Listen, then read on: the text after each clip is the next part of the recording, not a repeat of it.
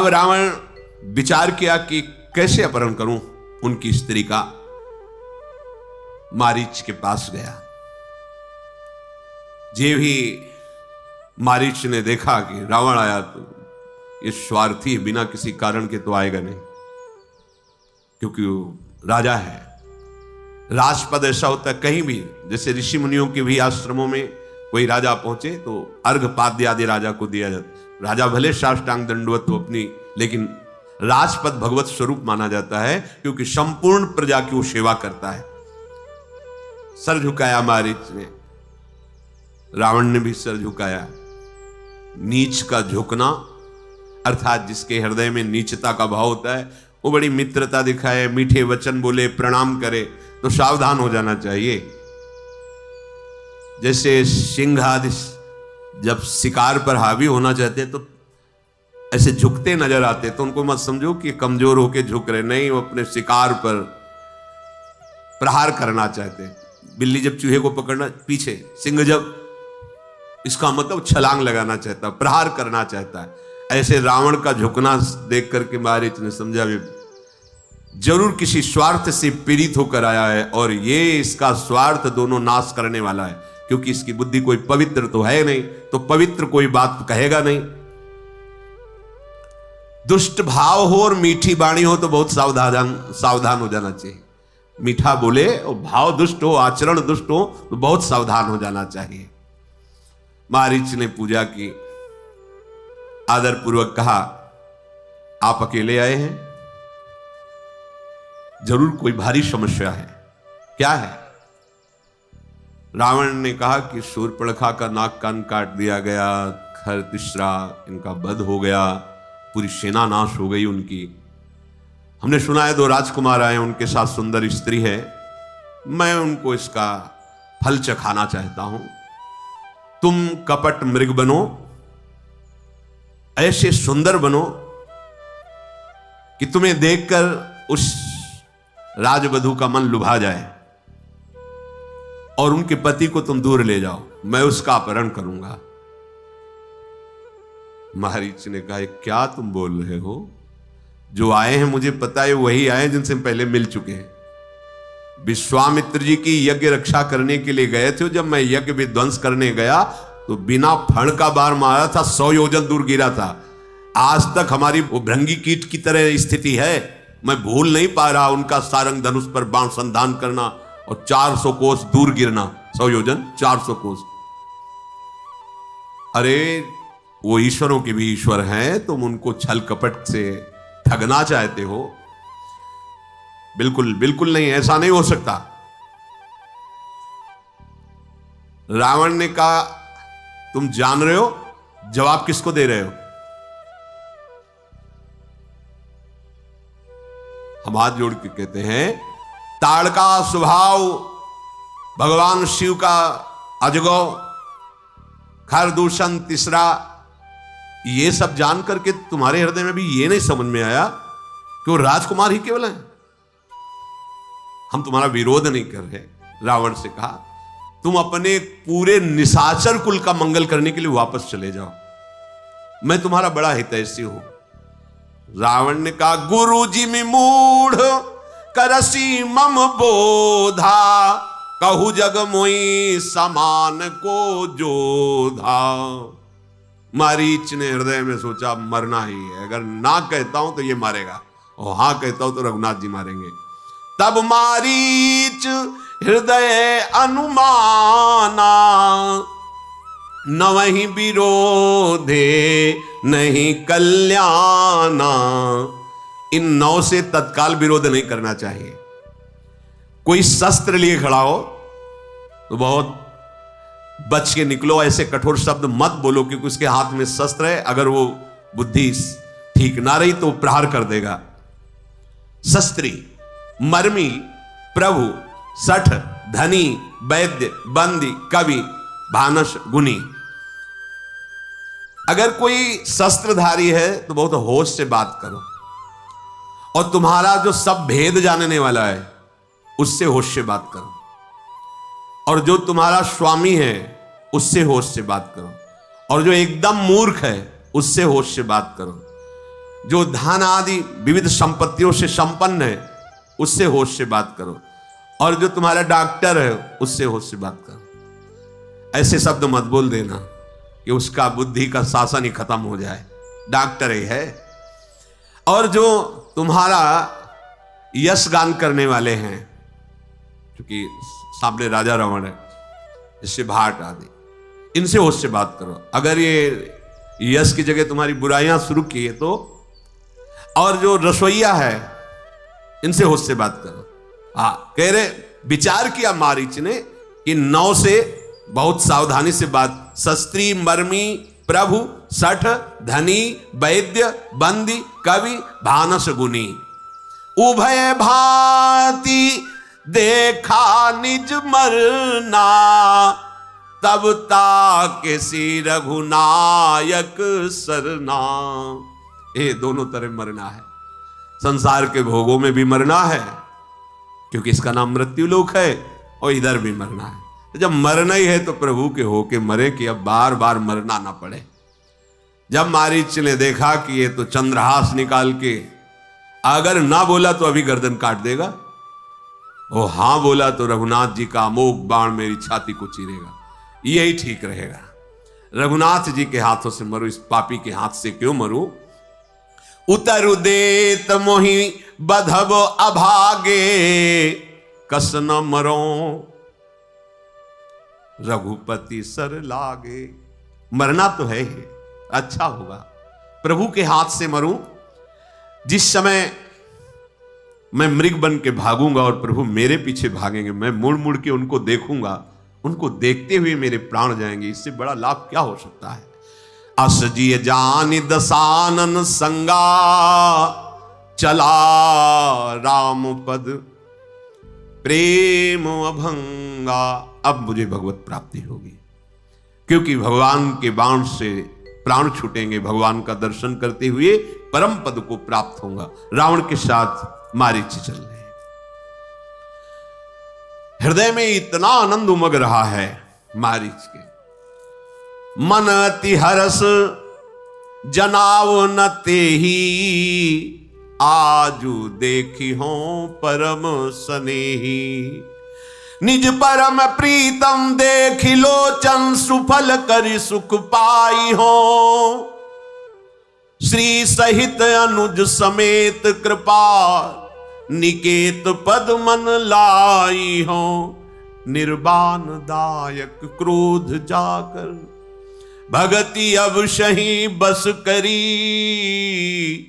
निज पान सर संधान सो मोहि, बधी सुख सागर हरि। आज मेरा सौभाग्य उदय हो गया, आज मैं भगवान के हाथ से मारा जाऊंगा, ये मेरा परम सौभाग्य हो। अपने आनंद को छुपाए हुए रावण ये नहीं जान पा रहा, मन ही मन मारीच आनंद मगन हो रहा है। आज परम प्रीतम प्रभु को नेत्र भर कर देखूंगा और उनके हाथ से अपने प्राणों को समर्पित करके परम पद को प्राप्त होऊंगा।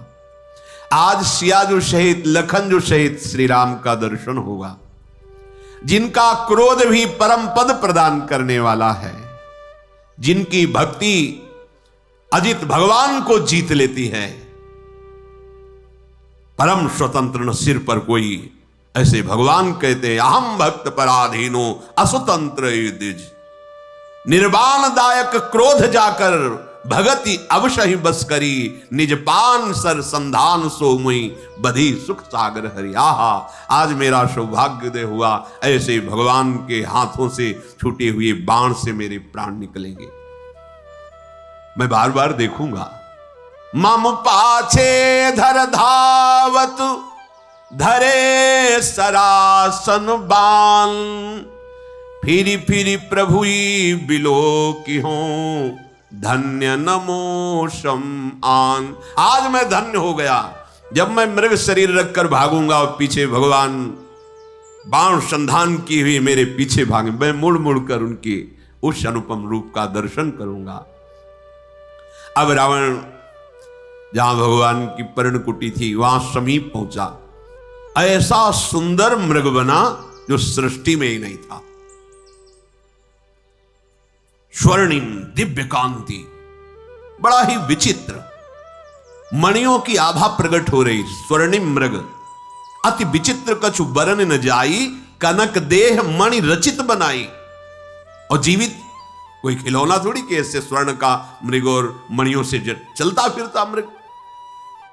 शियाजू ने देखा इतना सुंदर हिरन तो हमने देखा ही नहीं, बड़ी कांति प्रकट हो रही है, मन को हरने वाली है।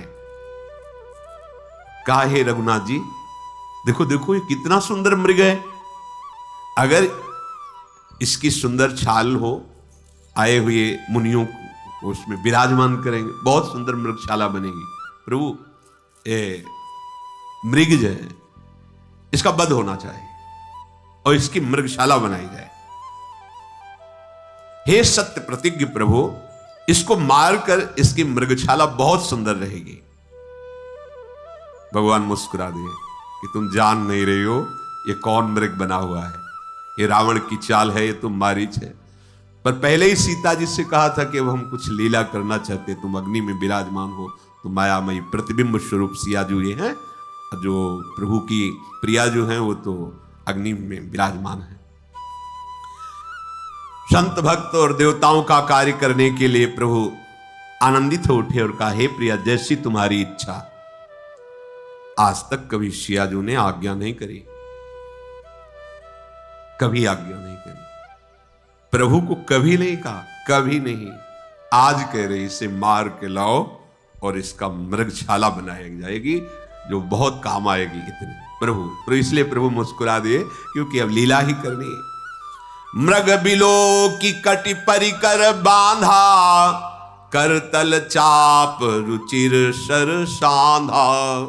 जटाएं संभाली, पीतांबर बांधा और प्रभु ने प्रत्यंचा चढ़ाई, धनुष पर बाण संधान किया और लक्ष्मण जी से कहा कि ये राक्षसों की बाहुल्यता है, यहां बहुत सावधान रहना, किसी भी स्थिति में सीता जी को अकेले मत छोड़ना, बुद्धि और विवेक से समयोचित सीता की रक्षा करना। जे ही प्रभु मृग के पीछे चले, आनंद में उछलता हुआ, छलांग मारता हुआ आगे बढ़ रहा है। प्रभु धनुष चढ़ाकर उसके पीछे दौड़ रहे हैं। वेद जिनको नेति नेति कहते हैं, भगवान शिव जी जिनको ध्यान में अनुभव करते हैं, जो मन वाणी के नितांत परे हैं, वो भगवान माया मृग के पीछे दौड़ रहे हैं। कभी दूर हो जाता है, कभी नजदीक हो जाता है, कभी दाएं कभी बाएं, ऐसे प्रकट हो रहा है और बार बार प्रभु को देख रहा है, निहाल हो रहा है। इस प्रकार प्रगटत दूरत करत छल भूरी, यही विधि प्रभु गयो ले दूरी। तब तक राम कठिन सर मारा, धरनी पर्यो करी घोर पुकारा। लक्ष्मण कर प्रथम ही ले नामा, पाछे सुमिरस मन महु रामा। भगवान को परेशान कर रहा था, कभी दाएं कभी बाएं, कभी दूर कभी नजदीक। भगवान ने जीव ही बाण भगवान का लगा तो जोर से जैसी राम जी की आवाज, वैसी आवाज में लक्ष्मण हा लक्ष्मण, और फिर राम राम अंदर धीरे धीरे बोल के शरीर। जब बाण लगा तो अब मृग रूप नहीं, अपने मारीच रूप में प्राण तजत प्रगटती निज देहा, सुमिरे श्री राम समेत स्नेहा। प्रभु नजदीक गए तो आंखों में आनंद अश्रु है। भगवान को जिस प्रेम से देख रहा है, भगवान देख रहे। अंतर प्रेम तासु पहचाना, मुनि दुर्लभ गति दीन सुजाना। सुजान भगवान ने मारीच को वो महान गति प्रदान करी जो मुनि दुर्लभ, बड़े बड़े ऋषियों के लिए दुर्लभ है। विपुल सुमन सुर बरसही गावही प्रभु गुण गाथ, निज पद दीन असुर कहूं, दीन बंधु रघुनाथ। इतने कृपालु हैं, ऐसे असुर स्वभाव वाले को परम पद दे दे। आप चिंता क्यों करते हैं? आप जिनके शरणागत हैं, कृपा के समुद्र है। ये कोई लिखी पढ़ी केवल बातें नहीं है, मतलब कैसे तुम्हें बताएं, तुम इनके हो जाओ। ये अब भी चल रही लीला, अभी वर्तमान, ये नित्य चिदानंदमयी लीला है, कोई मायामयी लीला नहीं है। किसी न किसी ब्रह्मांड में भगवान का अवतार हो रहा है, किसी न किसी ब्रह्मांड में दिव्य लीलाएं, अनंत ब्रह्मांडों में निरंतर लीला, हरि अनंत, हरि कथा अनंता, नित्य लीला। आप अनित्य का त्याग करो, शरीर, भूख, नाना प्रकार की ममता, आसक्ति। अभी देखो, अभी ये ऐसा नहीं होता है कि भगवान ऐसे हर समय परमानंद प्रदान करते हुए अपने भक्त के हृदय में खेलते रहते हैं, आंख खुली हो या आंख बंद हो। ये चरित्र सुनकर के तुम्हें विश्वास होना चाहिए कि ऐसे निशाचर प्रवृत्ति वालों को मुनि दुर्लभ परम पद दे रहे हैं। अगर अपने लोग शरणागत हैं, भगवान के आश्रित हैं, तो ये दीन बंधु कृपाल नाथों के अनाथ क्या अपने ऊपर कृपा नहीं करेंगे? क्या हम ऐसे ही भटकते रहेंगे? हमें अपनी तरफ ज्यादा ध्यान नहीं देना, क्योंकि ध्यान देने योग्य ही नहीं है। ध्यान देने योग्य प्रियालाल हैं, इनकी तरफ ध्यान दो, इनका स्वभाव, इनकी महिमा, इनका करुणा स्वरूप, तभी हम उत्साहित होकर इस मार्ग में चल पाएंगे। दुष्ट मारीच को प्रभु ने परम पद प्रदान किया। लौट पड़े प्रभु, मृगशाला की बात ही नहीं, क्योंकि तुम मारीच है।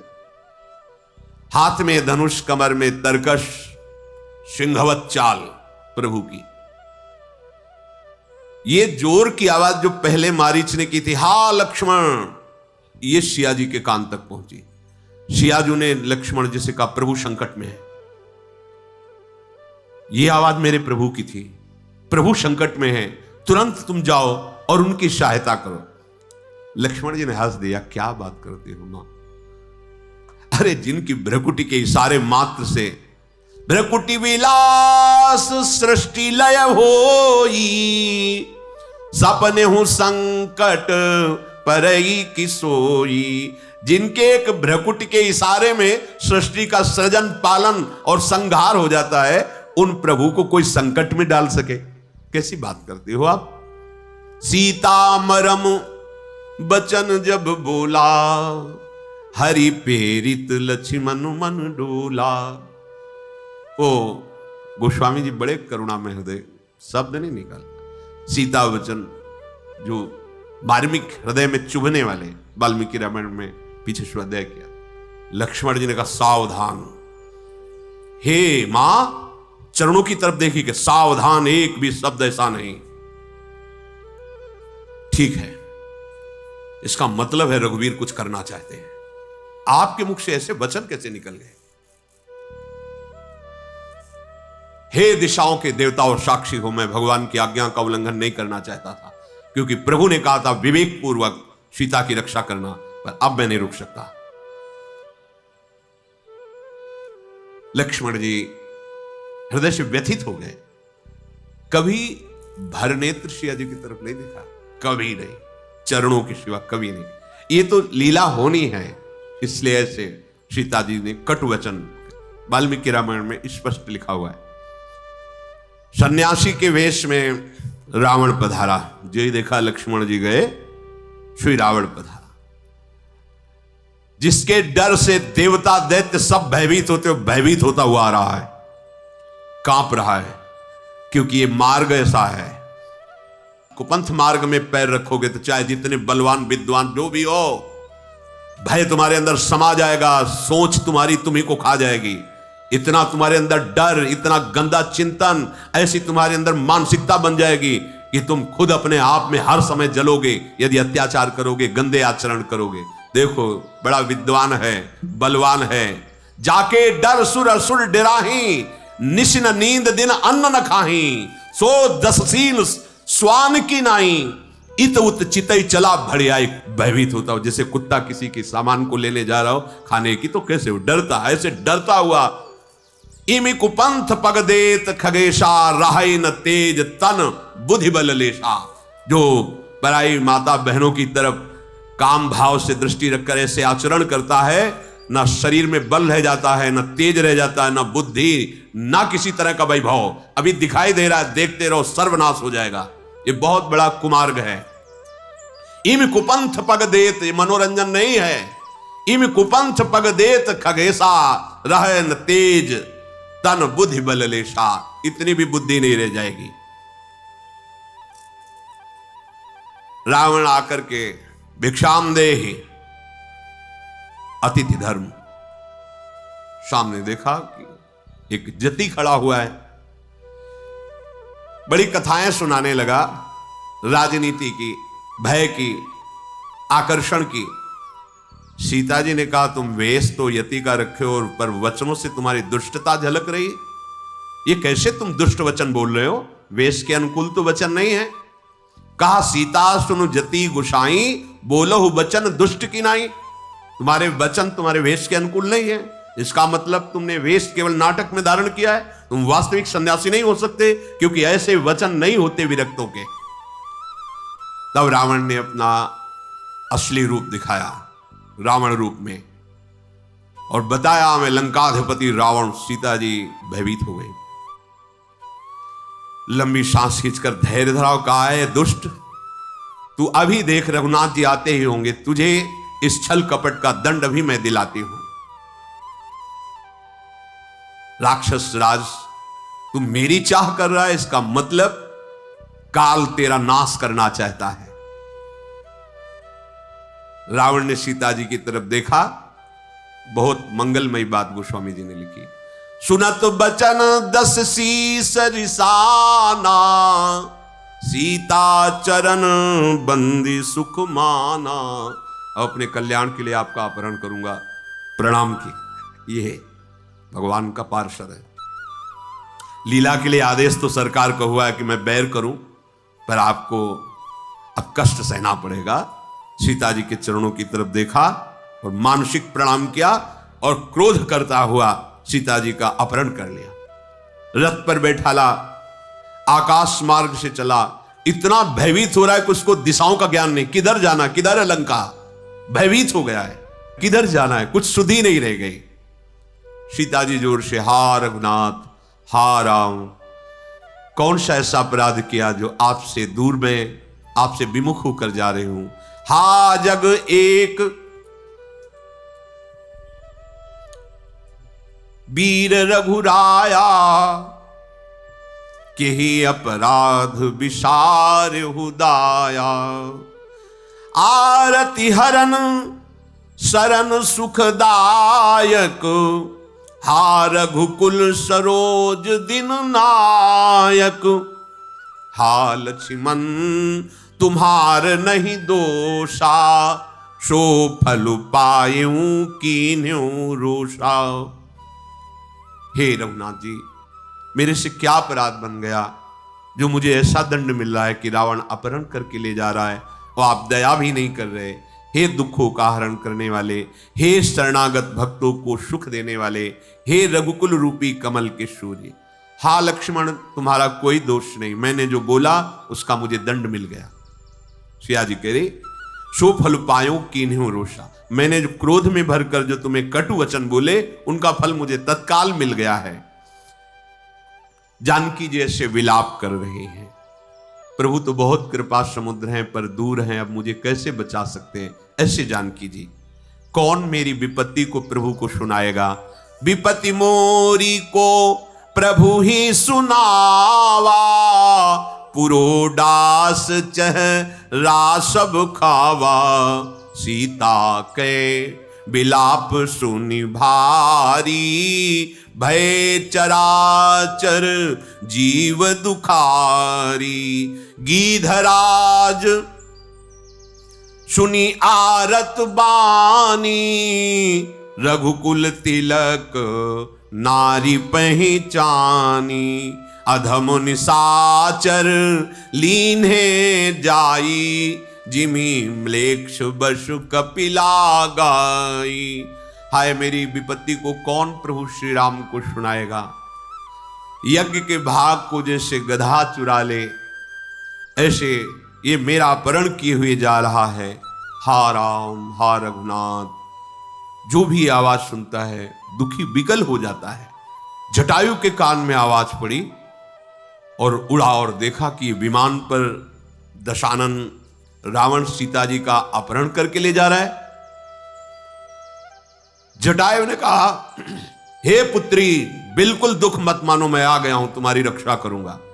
सीते पुत्री करसी जनि त्रासा, करिहो जातु धान कर नाशा। धावा क्रोधवंत खग कैसे, छूटई पबी पर्वत कहूं जैसे। पुत्री भय मत करना, मैं आ गया जटायु, मैं इस राक्षस का नाश करूंगा। और क्रोधवंत होकर जटायु ऐसा टूटा रावण के ऊपर जैसे पर्वत पर देवराज इंद्र के द्वारा चलाया हुआ वज्र हो। रे रे दुष्ट ठाड़ की न होई, निर्भय चलसी न जाने ही मोही। आवत देखी कृतांत समाना, फिरी 10 कंधर करे अनुमाना। कै मैनाक की खगपति होई, मम बल जान सहित पति सोई। जब जाना जरठ जटायु ये हा, मम कर तीरथ छाड़ी देहा। जटायु ने ललकार कर कहा, अरे दुष्ट खड़ा रहे, तू निडर होकर शियाजू का अपहरण करके लिए जा रहा है, तू मेरे को जानता नहीं। जैसे साक्षात यमराज टूट पड़ा ऐसे जटायु टूट पड़ा रावण के ऊपर। रावण ने विचार किया, ये कौन हो सकता है जो मेरे बल को नहीं जानता? क्या मैनाक पर्वत है या पक्षीराज गरुड़ जी स्वयं आक्रमण कर रहे हैं? अरे वो तो जानते हैं गरुड़ जी, और भगवान विष्णु भी जानते हैं, फिर ये कौन है जिसको मेरे बल का भय नहीं? अरे ये तो बूढ़ा जटायु है। जब नजदीक आया, अच्छा तो मेरे हाथों से ये मरना चाहता, मेरे हाथ रूपी तीर्थ में ये प्राण छोड़ना चाहता है। सुनत गीध क्रोधातुर धावा, कहे सुन रावण मोर सिखावा। तज जान की कुशल ग्रह जाहू, नाही त अस होई बहु बाहू। रावण के ऊपर क्रोध करके जटायु दौड़ा और कहा, रावण मेरी बात सुन ले, जानकी जी को छोड़ दे और अपने घर कुशल से चला जा, नहीं तो अभी हे बहुत भुजाओं वाले तेरा ऐसा होगा। राम रोष पावक अति घोरा, होई ही सकल सलभ कुल तोरा। श्री राम जी की क्रोध भरी आग में तेरा पूरा वंश पतिगाज की तरह भस्म हो जाएगा। मान ले मेरी बात, सियाजू को छोड़ दे और वापस चला जा। रावण कुछ नहीं बोला। तब जटायु ने प्रहार किया, पंजे से पकड़ के उसकी खोपड़ी खींच के रथ से नीचे गिरा दिया और प्रहार किया चोंच से। रावण का शरीर विदीर्ण कर दिया पंजे और चोंचों की मार से, उसको मूर्छा आ गई। फिर जब मूर्छा दूर हुई, चंद्रहास अमोघ तलवार है उसकी, तब सक्रोध निश्चर खिसियाना, काढ़े सी परम कराल कृपाना। काटे सी पंख परा खग धरनी, सुमिरी राम करी अद्भुत करनी। चंद्रहास से उसने जटायु जी के पंख काट दिए। अब तो भगवान श्री राम का, उनके गुणों का चिंतन करते हुए गिर पड़ा जटायु। सीता जी को पुनः विमान पर चढ़ाकर बड़ी उतावली के साथ भागा। सीता जी आकाश में विमान पर बैठी हुई विलाप कर रही हैं। आगे देखा कि कुछ बानर विराजमान हैं पर्वत के ऊपर, तो भगवान का नाम लेकर के कुछ चिन्ह डाल रहे हैं। गिरि पर बैठे कपिन निहारी, कही हरि नाम दीन पट डारी। हाराम हाराम ऐसे करके कुछ वस्त्र डाल दिया। उन बानरों ने उस वस्त्र को उठाया और वो सुना। वो सीता जी को ले गया, बहुत प्रकार से समझाया, भय दिखाया। जब हार गया तो अशोक वृक्ष के नीचे उनका वास दिया और सहस्त्रों राक्षसियों का पहरा लगा दिया। ब्रह्मा जी का शाप था इससे। कुबेर की पुत्र वधू के साथ इसने जब गंदा आचरण किया तो भगवान कुबेर ने ब्रह्मा जी से शिकायत की कि अभी तो इसने लंका छीनी थी, पुष्पक विमान छीना, फिर हमारी पुत्र वधू के साथ ऐसा आचरण किया। तो ब्रह्मा जी ने शाप दे दिया था, अगर तुम किसी भी पराई स्त्री को उसकी अस्वीकृति होने पर काम भाव से ऐसा, उसी समय तुम्हारे सर के सैकड़ों टुकड़े हो जाएंगे। इस बात से डरता, मना रहा था। सियाजू अशोक वाटिका में विराजमान है और भगवान जैसे बाण धनुष लेकर मृग के पीछे चले थे उसी रूप का चिंतन कर रहे हैं। नाम जप के राम राम राम ऐसे नाम रट रहे हैं। श्री रघुनाथ जी ने जब देखा सामने लक्ष्मण जी आ रहे, तत्काल कहा तुमने आज्ञा उल्लंघन कैसे कर दिया? सियाजू को अकेले छोड़कर कैसे चले आए? मेरी आज्ञा का उल्लंघन क्यों? आज तक नहीं किया, ऐसा क्यों? जानते हो राक्षस बड़े मायावी होते हैं। अब मुझे लग रहा बड़ा मंगल हो गया, सीता जी आश्रम में नहीं है।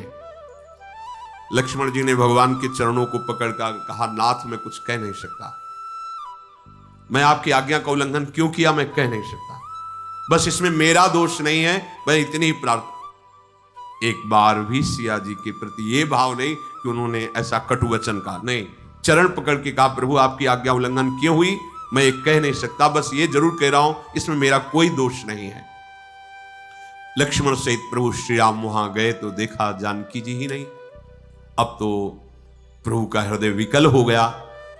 हा गुण खानी जानकी सीता, रूपशील व्रत नेम पुनीता, लक्ष्मण समुझाए बहु भांति, पूछत चले लता तरुपाती।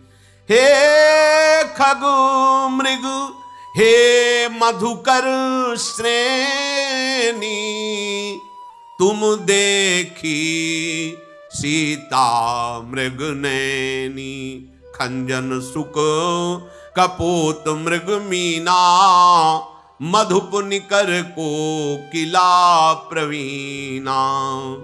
भगवान जानकी जी के प्रेम में विकल हो गए। हा गुणों की खान जानकी, हा रूपशील और व्रत नियमों का पालन करने वाली सीते।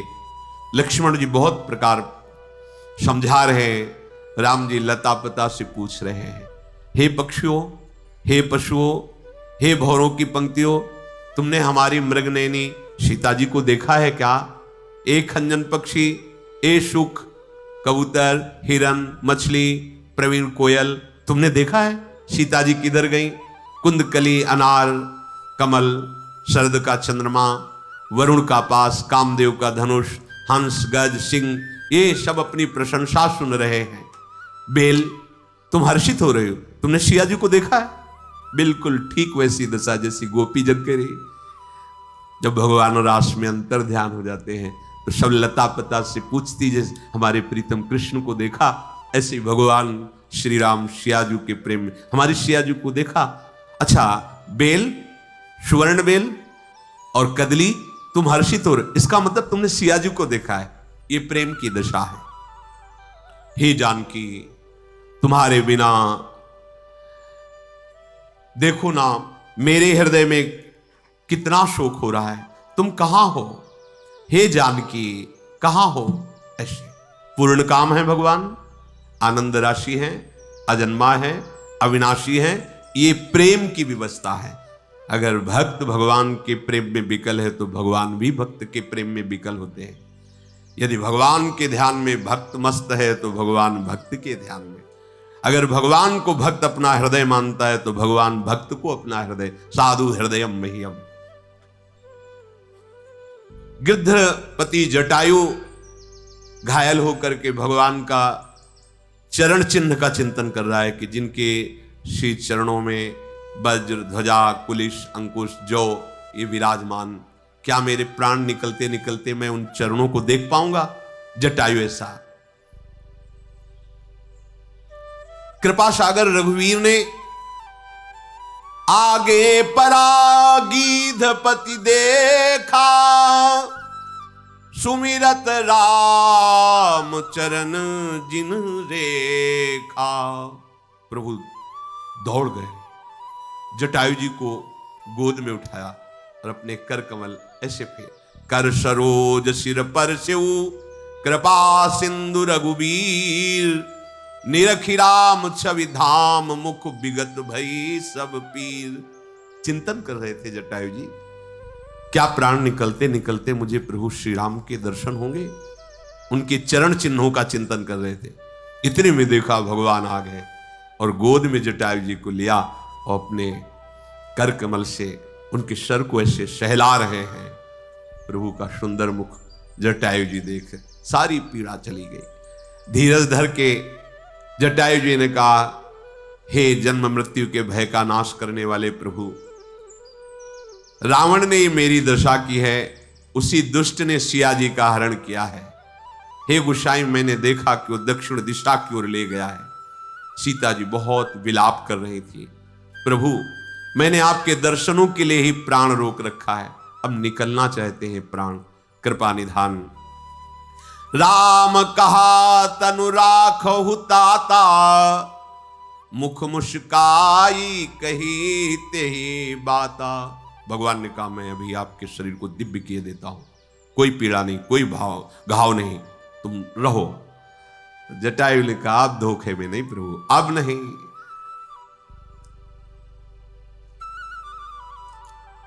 जाकर नाम मरत मुख आवा, अधमो मुकुति होई श्रुति गावा। यदि अंतिम समय आपका नाम मुख में आ जाए तो परम पद का अधिकारी हो जाता है। सुमम लोचन गोचर आगे, राखों देह नाथ के ही खागे। वो प्रभु मेरे नेत्रों के सामने फिर मैं अब शरीर रखूं, किस लिए, किस कार्य के लिए? शरीर धारण करने का यही एक फल है कि भगवत स्मृति में तन्मय होकर प्राण त्याग दे। जिनका नाम लेते हुए यदि प्राण छूट जाए तो भगवत धाम की प्राप्ति होती है। वो स्वयं भगवान मेरे नेत्रों के सामने, फिर मैं इस शरीर को किसके लिए रखूं, किस कार्य के लिए? अब कौन सा कार्य बकाया रह गया है? जल भरी नयन कहीं रघुराई, तात कर्म निज ते गति पाई। हे तात, ये परम पद मैं प्रदान नहीं कर रहा हूं, तुमने ऐसा कार्य किया है। दूसरों के हित के लिए यदि प्राण छूट जाए तो परम पद का अधिकारी होता है, दूसरों के हित के लिए।